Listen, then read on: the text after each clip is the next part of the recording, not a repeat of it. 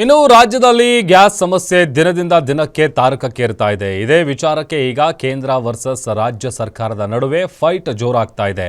ಕೇಂದ್ರದ ಮೇಲೆ ಆರೋಪ ಮಾಡ್ತಿರೋ ಕಾಂಗ್ರೆಸ್ ನಾಯಕರಿಗೆ ಕೇಂದ್ರ ಸಚಿವ ಎಚ್.ಡಿ. ಕುಮಾರಸ್ವಾಮಿ ಕೌಂಟರ್ ಕೊಟ್ಟಿದ್ದಾರೆ.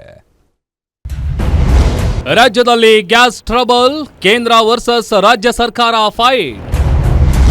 ಕಾಂಗ್ರೆಸ್ ನಾಯಕರ ಆರೋಪಕ್ಕೆ ಎಚ್.ಡಿ. ಕುಮಾರಸ್ವಾಮಿ ಕೌಂಟರ್. ಯುದ್ಧದ ಎಫೆಕ್ಟ್ನಿಂದ ರಾಜ್ಯದಲ್ಲಿ ಗ್ಯಾಸ್ ಸಿಲಿಂಡರ್ ಬಿಕ್ಕಟ್ಟು ಹೆಚ್ಚಾಗುತ್ತಲೇ ಇದೆ. ಅದರಲ್ಲೂ ದಿನದ ದುಡಿಮೆಯನ್ನೇ ನಂಬಿಕೊಂಡಿದ್ದ ಆಟೋ ಚಾಲಕರ ಸ್ಥಿತಿ ಹೇಳತೀರದ್ದಾಗಿದೆ.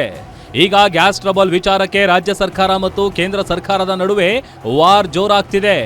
ಕರ್ನಾಟಕದಲ್ಲಿ ಎಲ್ಪಿಜಿ ಉತ್ಪಾದನೆ ಆಗೋದಿಲ್ಲ. ಇದು ಸಂಪೂರ್ಣ ಜವಾಬ್ದಾರಿ ಕೇಂದ್ರ ಸರ್ಕಾರದ್ದು.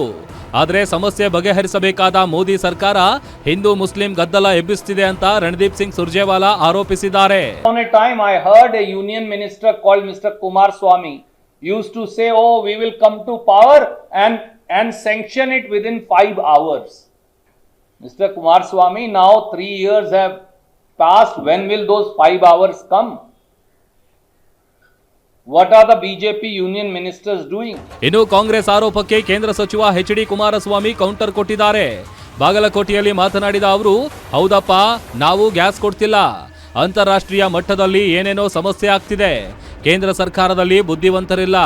ನೀವು ಬುದ್ಧಿವಂತರು, ನೀವು ಸಲಹೆ ಕೊಡಿ. ಕಷ್ಟದ ಸ್ಥಿತಿಯಲ್ಲಿಯೂ ಕೇಂದ್ರ ಸರ್ಕಾರ ಪರಿಸ್ಥಿತಿ ನಿಭಾಯಿಸ್ತಾ ಇದೆ ಎಂದು ಸಮರ್ಥಿಸಿಕೊಂಡಿದ್ದಾರೆ. ಪರಿಹಾರ ಯಾವಾಗ ಆಗುತ್ತೆ ಅಂದ್ರೆ ಇಲ್ಲಿ